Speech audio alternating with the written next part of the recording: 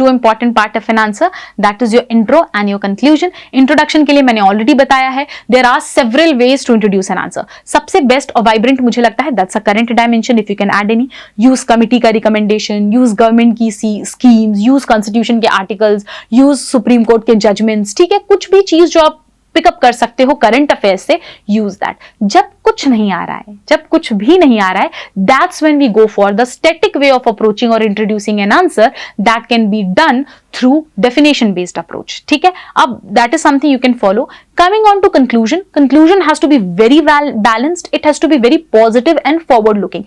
They see UPSC is looking for administrators, ठीक है। तो आपका जो अप्रोच होना चाहिए किसी भी प्रॉब्लम को देखने का भी सॉल्यूशन ओरिएंटेड होना चाहिए, ठीक है। It has to be very positive. Suppose if there is a question on terrorism, I can not end up by yes terrorism is a problem, you need to give some way forward. तो अगर कोई issues पे question है, terrorism पे, women safety पे, climate change पे, try mentioning a small way forward as well and then conclude it. Say you can conclude it by adding some SDGs, you can conclude it by adding some government of India का initiative like Viksit Bharat, and इस तरीके से एक बहुत ही ऐसे balanced note पे you need to and your answers. Don't give a very pessimistic approach to it or pessimistic look. Go for optimism, go for positive and forward looking conclusions.